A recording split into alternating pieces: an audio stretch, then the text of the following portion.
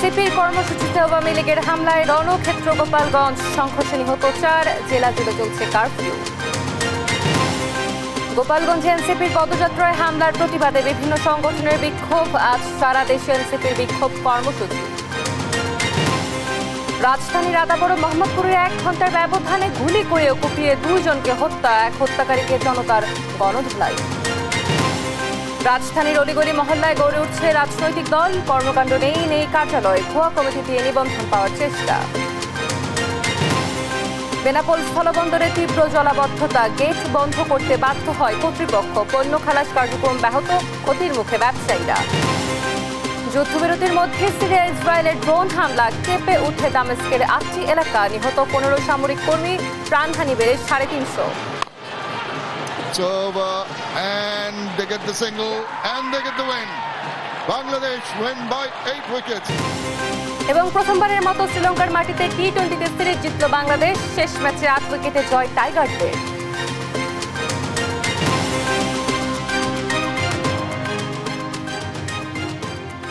সংবাদ সকালে দেখছিলেন শিরোনামগুলো, আপনাদের সঙ্গে রয়েছি আমি অতসী সেন। এবারে পুরো খবর।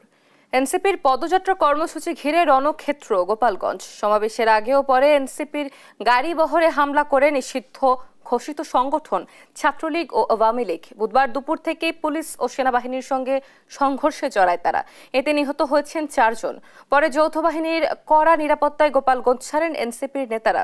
মোহাম্মদ সাকিবের রিপোর্ট।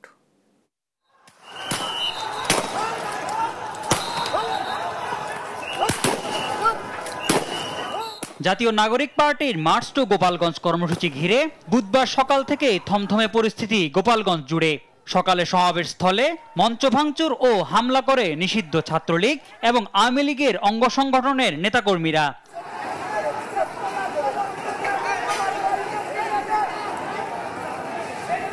হামলার পরেও কর্মসূচি বাতিল না করে বেলা 2টার দিকে শহরের পৌর পার্ক এলাকায় সমাবেশস্থলে পৌঁছায় এনসিপি কেন্দ্রীয় নেতাকর্মীরা। পরপর বক্তব্য দেয় নাহিদ হাসনাত সার্জিসরা।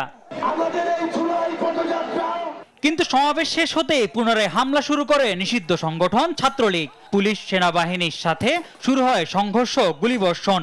হামলা থেকে রক্ষায় প্রথমে গোপালগঞ্জ পুলিশ সুপারের কার্যালয়ে ও পরে সার্কিট হাউসে আশ্রয় নেন এনসিপির নেতাকর্মীরা।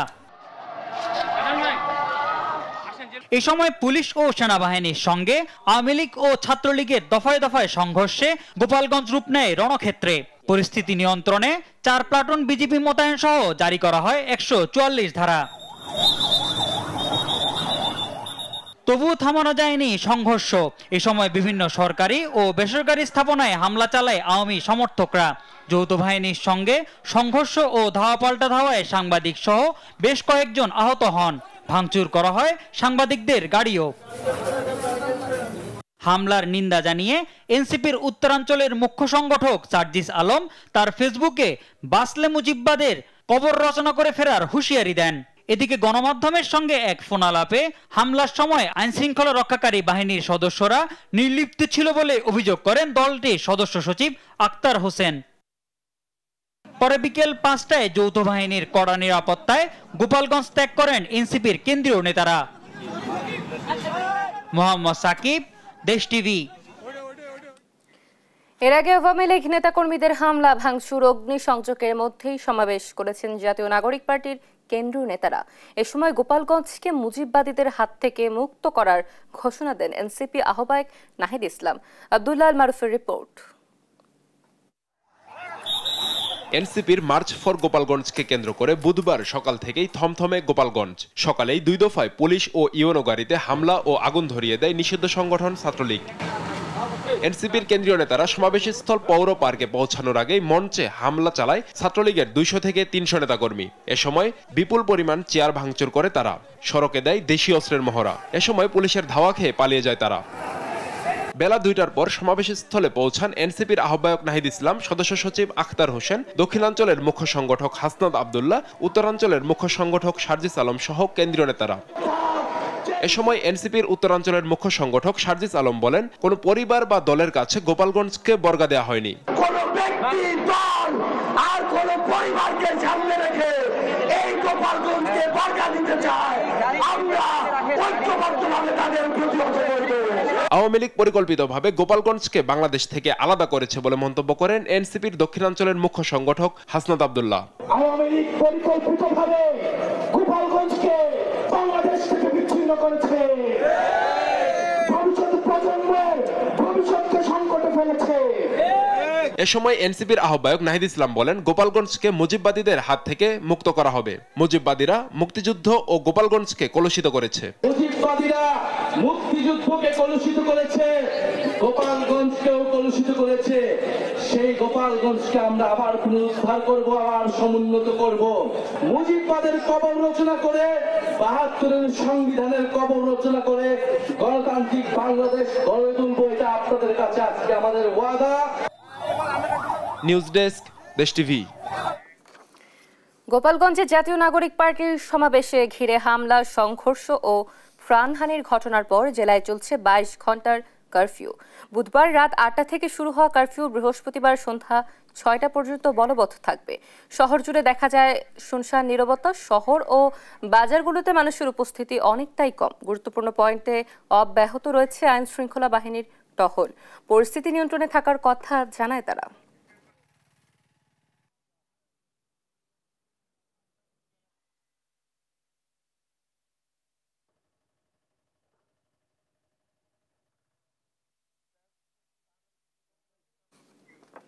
যেমনটি বলছিলাম, গোপালগঞ্জে কিন্তু কারফিউ বলবৎ রয়েছে, যেটি থাকবে বৃহস্পতিবার অর্থাৎ আজকে সন্ধ্যা ৬টা পর্যন্ত। এবং গোপালগঞ্জের কারফিউ পরিস্থিতি নিয়ে বিস্তারিত জানবার চেষ্টা করব আমরা।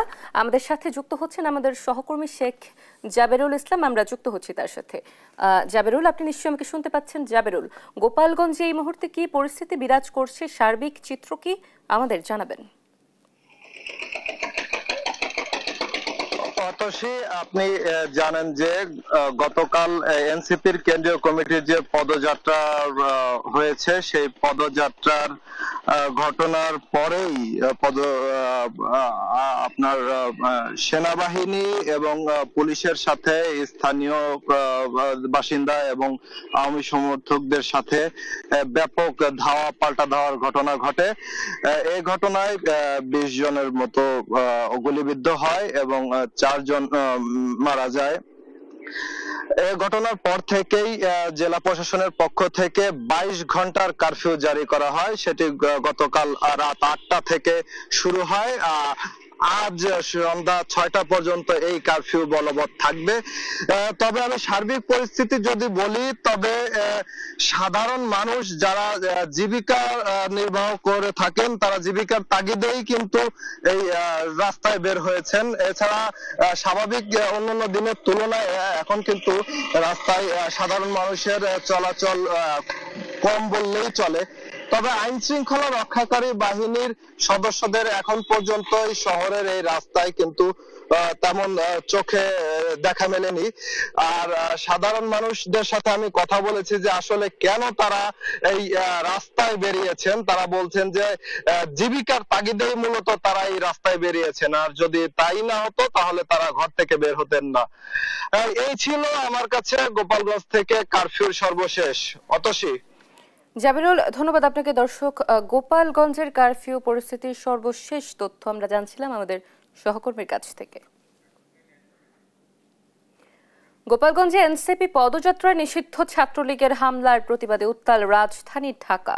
বুধবার বিকেল থেকে বিভিন্ন রাজনৈতিক ও ছাত্র সংগঠনের নেতাকর্মীরা ঢাকার বিভিন্ন জায়গায় বিক্ষোভ মিছিল করে। এসব প্রতিবাদ কর্মসূচি থেকে নৃশংস এ হামলার তীব্র নিন্দা জানানো হয়। আরও জানাচ্ছেন জানাতুল মোহনা। গোপালগঞ্জে এনসিপির কর্মসূচিতে হামলা, ভাঙচুর ও অগ্নিসংযোগের প্রতিবাদে বুধবার বিকালে কিছুক্ষণের জন্য শাহবাগ ব্লক করে বৈষম্য বিরোধী ছাত্র আন্দোলন ও ফ্যাসিবাদ বিরোধী কয়েকটি সংগঠন।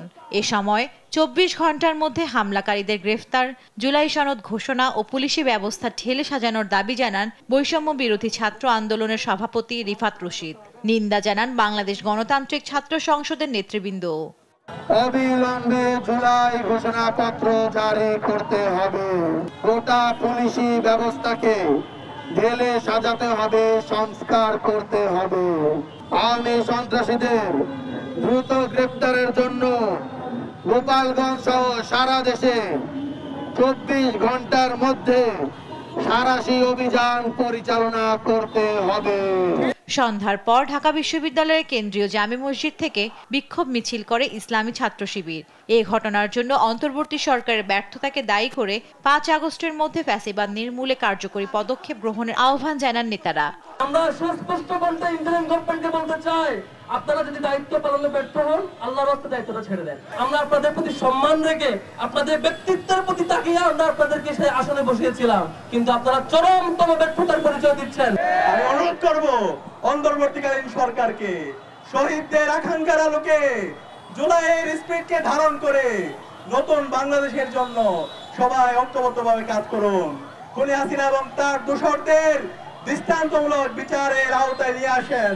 রাতে রাজধানীর বাংলা মোটরে এনসিপির কেন্দ্রীয় কার্যালয়ের সামনে বিক্ষোভ মিছিল করে দলটির ঢাকা মহানগর উত্তর ও দক্ষিণ শাখা। জান্নাতুল মোহনা, দেশ টিভি, ঢাকা। গোপালগঞ্জে এনসিপির সমাবেশ ঘিরে ভাঙচুর ও কেন্দ্রীয় নেতাদের উপর হামলার প্রতিবাদে দেশের বিভিন্ন স্থানে বিক্ষোভ করেছে এনসিপি ও বৈষম্য বিরোধী নেতাকর্মীরা। ব্লকেট করা হয় ঢাকা, টাঙ্গাইল ও ঢাকা চট্টগ্রাম সহ বিভিন্ন মহাসড়কে। হামলায় জড়িতদের দ্রুত আইনের আওতায় না আনলে কঠোর কর্মসূচির হুঁশিয়ারি দেন বিক্ষুব্ধরা। সহকর্মীদের তথ্য, ছবিতে আপনপুর রিপোর্ট। গোপালগঞ্জে জাতীয় নাগরিক পার্টি এনসিপির সমাবেশ ঘিরে ভাঙচুর ও কেন্দ্রীয় নেতাদের উপর হামলার প্রতিবাদে দেশের বিভিন্ন স্থানে বিক্ষোভ করেছে এনসিপি ও বৈষম্য বিরোধী নেতাকর্মীরা। মাদারীপুরে বুধবার বিকেলে জেলা স্বাধীনতা অঙ্গন লেকপাড় থেকে বিক্ষোভ মিছিল বের হয়। বিভিন্ন সড়ক ঘুরে শহরের পুরান বাজারে এসে শেষ হয়। চট্টগ্রাম নগরীর 2 নং গেট এলাকায় বৈষম্য বিরোধী আন্দোলনের নেতাকর্মীরা বিক্ষোভ করে। এ সময় গোপালগঞ্জে নেককারজনক হামলার দৃষ্টান্তমূলক বিচার দাবি করেন তারা। আমাদের হয়েছে এবং নীরব দর্শকের মতো ভূমিকা পালন করেছে।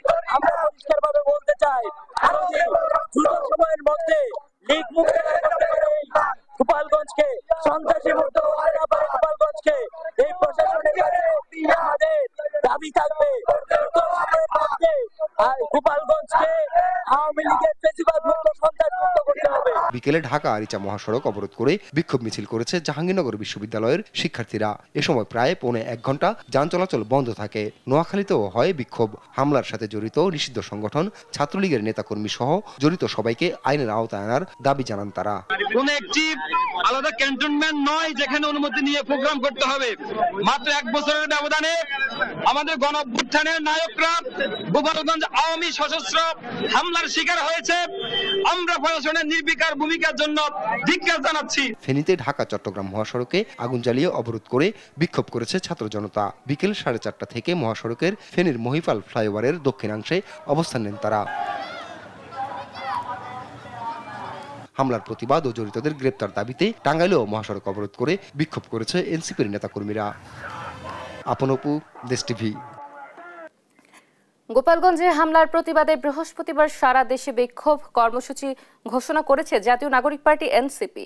হামলায় জড়িতদের 24 ঘন্টার মধ্যে গ্রেপ্তারের দাবি জানিয়েছে দলটি। বুধবার রাত 9:30টায় খুলনা প্রেস ক্লাবে সংবাদ সম্মেলনে বিক্ষোভ কর্মসূচির ঘোষণা দেন দলটির আহ্বায়ক নাহিদ ইসলাম। বলেন, নেতাকর্মীদের হত্যার উদ্দেশ্যে মুজিববাদী সন্ত্রাসীরা জঙ্গি কায়দায় হামলা করেছে। যতই বাধা বিপত্তি আসুক এনসিপি এগিয়ে যাবে বলেও জানান নাহিদ ইসলাম।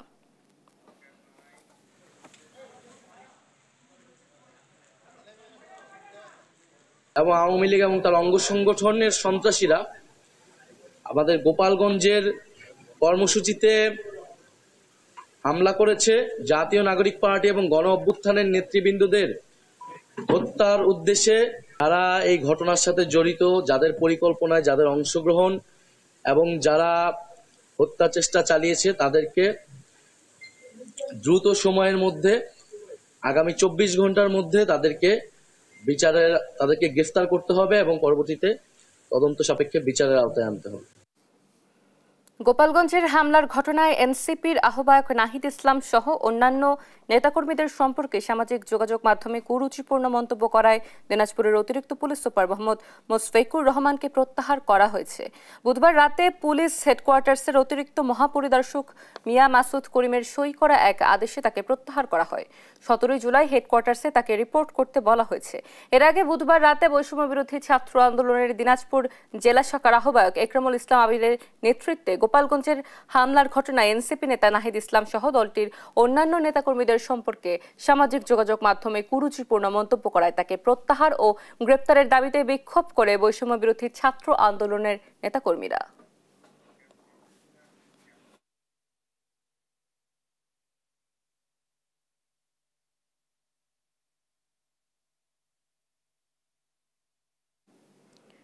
রাজধানীর আদাবর ও মোহাম্মদপুরে ঘণ্টা খানেকের ব্যবধানে গুলি করে কুপিয়ে 2 জনকে হত্যার ঘটনা ঘটেছে। বুধবার সন্ধ্যায় আদাবরের নবোদয় হাউজিং এলাকায় ও মোহাম্মদপুরের চাঁদ উদ্যানের 6 নম্বর রোডে আলাদা এই হত্যা দুটির ঘটনা ঘটে। আরও জানাচ্ছেন তারেক মাহমুদ সুজন। হত্যার শিকার স্বামীর শোকে মধ্যরাতে রাজধানীর সোহরাওয়ার্দী হাসপাতালে স্ত্রীর এই আহাজারি, চান স্বামী হত্যার বিচার। আমার স্বামীরা গুলি করে হত্যা করা হয়েছে, আমার স্বামীর বিচার চাই, আমি আমার স্বামীরা বিচার চাই, আমি কিছু চাই না। প্রত্যক্ষদর্শীরা জানায় বুধবার রাত 8টায় আদাবরের নবোদয় হাউজিং এলাকায় মোহাম্মদ ইব্রাহিম ও ডিম ব্যবসায়ী সজীবের মধ্যে একটি সালিশ চলছিল। এ সময় তাদের মধ্যে কথা কাটাকাটির এক পর্যায়ে ইব্রাহিমকে গুলি করে সজীব। ঘটনাস্থলেই মারা যান প্রাইভেট কার চালক ইব্রাহিম। গুলি করে পালিয়ে যাওয়ার সময় স্থানীয় লোকজন অভিযুক্ত সজীব ও তার ভাইকে আটক করে গণধোলাই দেন। পরে তাদের আটক করে চিকিৎসার জন্য সোহরাওয়ার্দী মেডিকেল হাসপাতালে পাঠায় পুলিশ। নিহতের স্বজনরা জানান তুচ্ছ ঘটনায় হত্যার শিকার হয়েছেন ইব্রাহিম। আমি সজীব ভাই আর রুবেল ভাই দোকানে কাজ করতাম। হ্যাঁ, তারা বিভিন্ন জায়গাতে ডিম আনতো, আমি ডিম সাপ্লাই দিতাম। হ্যাঁ, তো এর মধ্যে কিছু ডিম হারাও যায়, কিছু মানে ভেঙেও যায়। তারপর আমার চাচার আমি সব কিছু কই, পরে চাচা কাউকে আচ্ছা ঠিক আছে আমি ডালো আমি বুমু, তুই সুস্থ হয়ে নে। তারপর আমি পরে যে আজকে এই সব নিয়ে বইলো তর্ক বিতর্কের মাধ্যমে হাতাহাতি হয়েছে। এর ভিতরে ওরা আমার বাইরে গুলি করেছে, ঠিক আছে, গুলি করে মেরেছে। আমি এটার সুষ্ঠু বিচার চাই এবং তাদের ফাঁসি চাই। অফিস থেকে মারামারি ধাক্কাধাক্কি করে বেরোচ্ছে, তা আমি দূর থেকে দেখলাম, দেখার পর যে ইব্রাহিম ভাই যাকে মেরে ফেলা হচ্ছে, ঠাস করে একটা আওয়াজ হলো, মানে গুলির মতো শব্দ হলো। তা উনি দেখলাম যে উনি যেখান থেকে গুলিটা করলো তার 2 কিলো দূর, মানে 2 পা হেঁটে বলে আমাকে গুলি করছে, এই বলে উনি পড়ে গেল। বুধবার সন্ধ্যা 7টার দিকে মোহাম্মদপুরের চাঁদ উদ্যানের 6 নম্বর রোডে আল আমিন নামের আরেক যুবককে কুপিয়ে জখম করে দুর্বৃত্তরা। গুরুতর আহত অবস্থায় তাকে সোহরাওয়ার্দী মেডিকেল হাসপাতালে নিলে চিকিৎসক তাকে মৃত ঘোষণা করেন। ওর সাথে এরকম সূত্র আমি নাই, আমি জানা মতো এরকম না, ও মারামারি করার পোলাপান সাথে থাকতো। হ্যাঁ, একই সাথে। এসব হত্যার বিষয়ে কথা বলতে রাজি হয়নি আদাবর ও মোহাম্মদপুর থানা পুলিশ। তারেক মাহমুদ সুজন, দেশ টিভি, ঢাকা। রাজধানীর অলিগলি আর মহল্লায় মহল্লায় যেন ব্যাঙের ছাতার মতো গড়ে উঠছে রাজনৈতিক দল, যাদের নেই কোনো রাজনৈতিক কর্মকাণ্ড, দলীয় কার্যালয়, সমর্থক বা কর্মী। নিবন্ধন পেতে অনেকেই তৈরি করেছেন ভুয়া কমিটি। দেশ টিভির অনুসন্ধানে মিলেছে চাঞ্চল্যকর আরও তথ্য। এম আজমের রিপোর্ট, ক্যামেরায় ছিলেন সালাউদ্দিন রাসেল। স্বামী সভাপতি, স্ত্রী সাধারণ সম্পাদক, জরাজীর্ণ এ ঘরে 2 সন্তানের সঙ্গে তারাই জন্ম দিয়েছেন দেশের নতুন এক রাজনৈতিক দল বাংলাদেশ ডেমোক্রেটিক পার্টি। নিবন্ধনের আবেদন করলেও নেই কোনো কর্মী, দলের কার্যালয় কিংবা জেলা উপজেলা কমিটি। আমরা এখন নিবন্ধনের জন্য অ্যাপ্লাই করছি, পরবর্তীতে নিবন্ধন পেলে আর কি সামনের দিকে এগিয়ে যাব, সেটাই আমাদের দলের কার্যক্রম হবে। নিবন্ধন পাওয়ার পর আমার কাম অফিসটা আর কি নেব। হ্যাঁ, সব এগুলো সব হবে পর্যায়ক্রমে। শুধু এ দম্পতি নয়, নতুন রাজনৈতিক দল হিসেবে নিবন্ধন আবেদন করা অধিকাংশ দলের অবস্থাই এমন। তালিকা ধরে অনুসন্ধানে নামলে বেরিয়ে আসে আসল চিত্র। বাংলাদেশ বেকার মুক্তি পরিষদ নামের নতুন রাজনৈতিক দলের নিবন্ধন চেয়েছেন আতিকুর রহমান রাজা নামের এ ব্যক্তি। আবেদনের সঙ্গে জমা দিয়েছেন জেলা ও উপজেলার একাধিক কমিটির তালিকা। তার সামনেই এসব কমিটির কথিত নেতাদের সঙ্গে মুঠোফোনে যোগাযোগ করলে বেরিয়ে আসে থলের বিড়াল। রাজনৈতিক দল সম্পর্কে জানেনই না কমিটির সভাপতি ও সাধারণ সম্পাদকরা।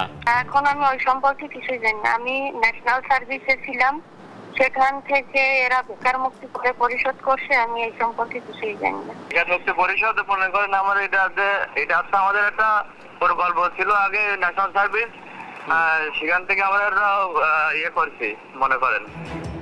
হাসিনা সরকারের পাইলট প্রকল্প ন্যাশনাল সার্ভিসের তালিকাকে রাজনৈতিক দলের কমিটি বানিয়ে ফেলেছেন তিনি। এই প্রকল্পটা রান হচ্ছে না, সেহেতু আমরা একটা রাজনৈতিক দল হিসেবে আবেদন করি। নিবেদন পেলে হয়তো বা সংসদে গিয়ে নিজেরাই আমরা এটা ব্যবস্থা করার জন্য সংসদে কথা বলে পার করার চেষ্টা করব। নিবন্ধনের আবেদন করা অনেক রাজনৈতিক দলেরই নেই কোনো কার্যালয়। ল চেম্বার, ট্রাভেল এজেন্সি বা অনলাইন নিউজ পোর্টাল অফিসকেই নিবন্ধন আবেদনে কার্যালয় হিসেবে দেখিয়েছেন অধিকাংশরা। আমাদের এই ফ্লোরে কোনো এরকম কোনো অফিস নেই। ডেমোক্রেটিক লীগ না না না না, এই ধরনের কোনো অফিস নেই। স্বাধীন জনতা পার্টি না, হয়তো কোনো স্টিয়ার রুমের ভিতরে থাকলে তো এরাই বুঝবে, কিন্তু বাইরে এরকম নাই। অনেকের আবার তাও নেই। অফিস দেখতে চাইলে পরিত্যক্ত একটি রুম দেখিয়ে দেন ডেমোক্রেটিক লীগ নামের রাজনৈতিক দলের আবেদনকারীরা। কার্যক্রম সম্পর্কে জানতে চাইলে বারবারই বিএনপির শীর্ষ নেতাদের দোহাই দেয়া শুরু করেন। আপনি যে রুমিন ফারহানার কথা বলছেন, সে তো বিএনপির নেতা, তাই না? না, এখন যে বিএনপিতে গেছে তাকে উদাহরণ টেনে লাভ কি? আপনার দল আছে কিনা, আপনার দলের কার্যক্রম আছে কিনা, এটা হলো বিষয়। আইন অনুযায়ী নিবন্ধন পেতে রাজনৈতিক দলের সক্রিয় কেন্দ্রীয় দপ্তর থাকতে হবে, সেই সঙ্গে 1/3 জেলায় এবং ন্যূনতম 100 উপজেলায় কার্যালয় ও কার্যক্রম থাকতে হবে। বিশ্লেষকরা বলছেন, এদের নিবন্ধনের মূল উদ্দেশ্য জোট গড়ে বড় দলগুলো থেকে অর্থ হাতানো ছাড়া আর কিছুই না। কোনো রাজনৈতিক দল না, কেন করেছে এদেরকে জিজ্ঞেস করতে হবে। সম্ভবত ওই আপনারা তাদের প্রচার করবেন। ভবিষ্যতে যদি কোনো বড় ধরনের রাজনৈতিক জোট করতে হয়, তখন আমাদের বড় দলগুলো তো এই জোট করার একটা রাজনীতি আমাদের দেশে আছে, তখন তাদেরকে ব্যবহার করবেন যে আমার সাথে 79টা পার্টি আছে বা আমার সাথে 102টা পার্টি আছে।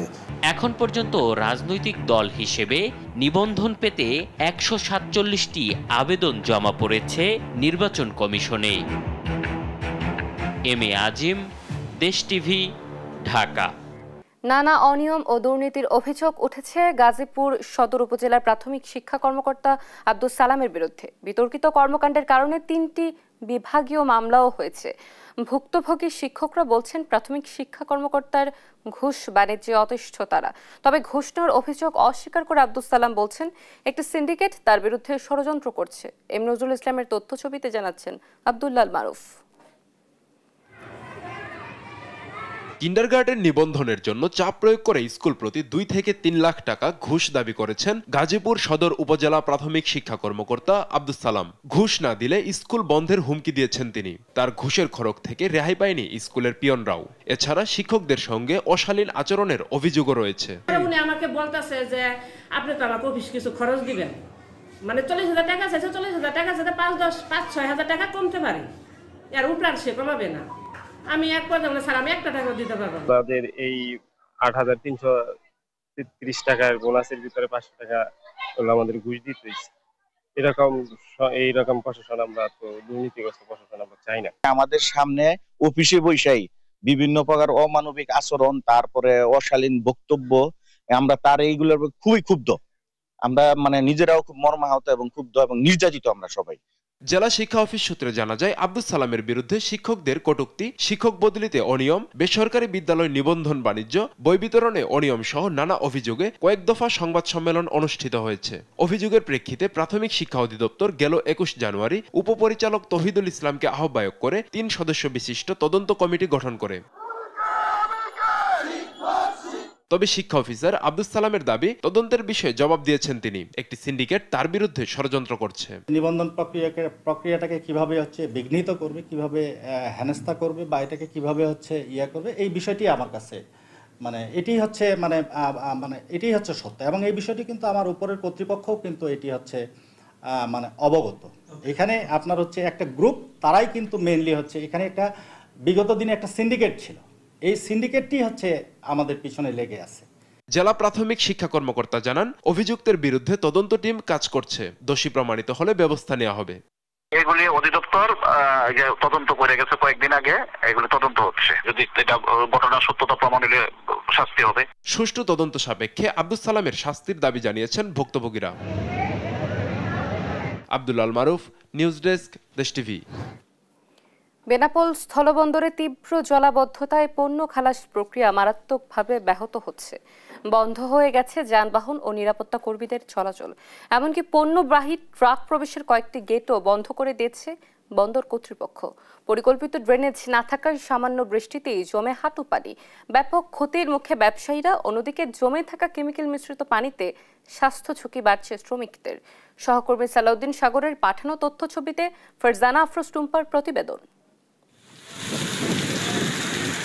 বেনাপোল বন্দরে ছোট পণ্য পণ্যাগারে এবং বড় পণ্য ওপেন ইয়ার্ডে রাখা হয়, তবে এসব স্থাপনা দীর্ঘমেয়াদী পরিকল্পনায় নির্মিত না হওয়ায় বৃষ্টিতে পানি নিষ্কাশনের অভাবে সৃষ্টি হয় জলাবদ্ধতা।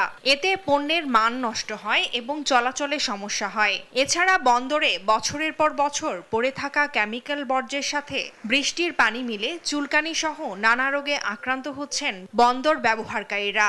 বন্দরের যে অবকাঠামো উন্নয়নমূলক কাজ হয়েছে, এই উন্নয়নমূলক কাজটা ছিল একদম অপরিকল্পিত। এই অপরিকল্পিত উন্নয়নমূলক কার্যক্রম হওয়াতে আজকে বেনাপোল বন্দরে এই জলাবদ্ধতার সৃষ্টি হচ্ছে। শ্রমিকরা বলছেন, একদিন বৃষ্টি হলে প্রায় 3 দিন পানি জমে থাকে। এতে দূর দূরান্ত থেকে এসে খালি হাতে বাড়ি ফিরতে হয় তাদের। বন্দরের পানি নিষ্কাশনে স্থায়ী ব্যবস্থা নিতে সরকারের কাছে দাবি জানিয়েছেন শ্রমিক নেতারা। একদিন বৃষ্টি হয় তাহলে 3-4 দিন সেটা চারি সাইডে বৃষ্টির পানি জমে থাকে। একদিন যদি বৃষ্টি হয় তা 3 দিন আমরা কাজ করতে পারি না, এতে পানি জমে থাকে। পোর্ট কর্তৃপক্ষ, সরকার উদ্বোধন কর্তৃপক্ষ আকুল আবেদন, যাতে করে যত তাড়াতাড়ি পারে পোর্টের পানি নিরসন করুক এবং আমাদের কর্মজীবী শ্রমিকদের কাজে ফিরতে পারে তার সুব্যবস্থা করার জন্য মর্জি হয়। বন্দর কর্তৃপক্ষ বলছে, জলাবদ্ধতা নিরসনে পৌর কর্তৃপক্ষের সাথে সমন্বয় করে উদ্যোগ নেওয়া হয়েছে। বৃষ্টি থেমে গেলে পরিস্থিতি স্বাভাবিক হয়ে যাবে বলছেন তারা।